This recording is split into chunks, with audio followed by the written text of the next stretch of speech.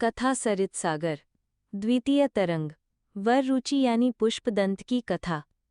मानव शरीर धारण किए हुए पुष्पदंत नामक गण वर रुचि एवं कात्यायन के नाम से प्रसिद्ध हुआ। समस्त विद्याओं का पूर्ण अध्ययन तथा सम्राट नंद का मंत्रित्व करके वह कात्यायन एक बार खिन्न होकर विंध्यावासिनी देवी के दर्शन करने के लिए आया।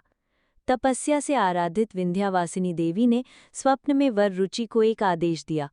उस आदेश के अनुसार वह काणभूति को देखने के लिए विंध्यारण्य में गया।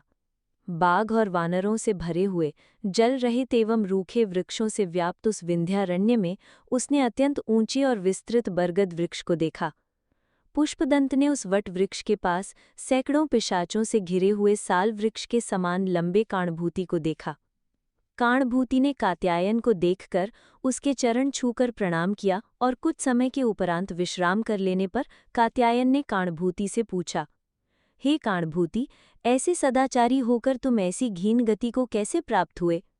कात्यायन के स्नेहपूर्ण प्रश्न को सुनकर काणभूति ने कहा, मुझे स्वयं ये ज्ञात नहीं है कि मैं इस गति को कैसे प्राप्त हुआ, किंतु उज्जैनी नगरी में शमशान में शिवजी से जो मैंने सुना है वह तुम्हें कहता हूँ, सुनो। एक बार पार्वती के ये पूछने पर कि भगवन, कपालमुंडों और शमशानों से तुम्हें अधिक प्रेम क्यों है, शिवजी ने उत्तर दिया, प्राचीन काल में प्रलयोपस्थित होने पर सारा संसार जलमय हो गया था। उस समय मैंने अपनी जांघ को चीरकर उस जल में रक्त की एक बूंद डाल दी। वह रक्त बिंदु जल के भीतर अंडे के रूप में परिणत हो गया। उसे फोड़ने पर उसमें से एक पुरुष निकला। उस पुरुष को देखकर सृष्टि के लिए मैंने प्रकृति की रचना की।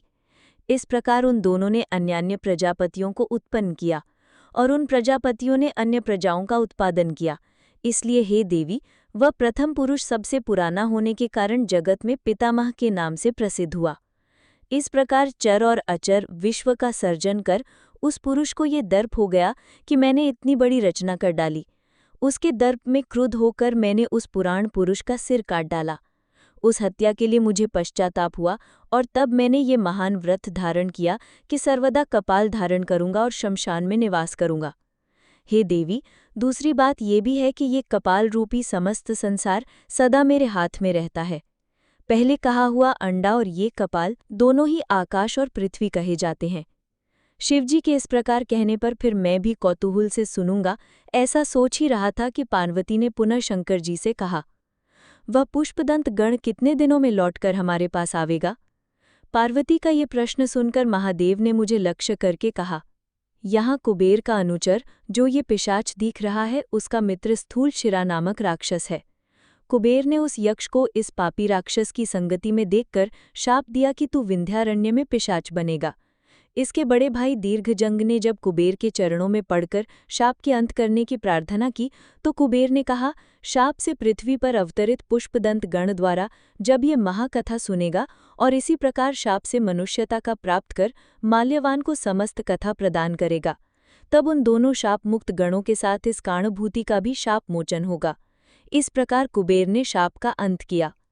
हे प्रिय, काणभूति से मिलते ही पुष्पदंत के शाप का अंत हो जाएगा, ऐसा तुमने कहा था, इसे स्मरण करो। शिव के इस वचन को सुनकर मैं हर्ष के साथ यहाँ आया। इस प्रकार मेरा शाप दोष पुष्पदंत के मिलने तक था। ऐसा कहकर काणभूति के मौन होने पर उसी समय पूर्व जन्म का स्मरण करके वररुचि मानो नींद से जगा और बोला, मैं वही पुष्पदंत हूँ, मुझसे वह कथा सुनो। इस प्रकार कात्यायन ने 7 लाख श्लोकों में 7 महाकथाएं काणभूति से कहीं। उन्हें सुनकर काणभूति ने कहा, हे देव, तुम सचमुच रुद्र के अवतार हो। उनके अतिरिक्त इन कथाओं को अन्य कौन जानता है? तुम्हारी कृपा से मेरे शरीर से पिशाचत्व का शाप निकल रहा है। इसलिए हे देव, तुम जन्म से लेकर आज तक का अपना समस्त वृत्तांत यदि मुझ जैसे व्यक्ति से गोपनीय ना हो तो कहो और मुझे पुनः पवित्र करो। इसके अनंतर नम्रतापूर्वक अनुरोध करते हुए काणभूति से वररुचि ने विस्तारपूर्वक अपना वृत्तांत कहना प्रारंभ किया।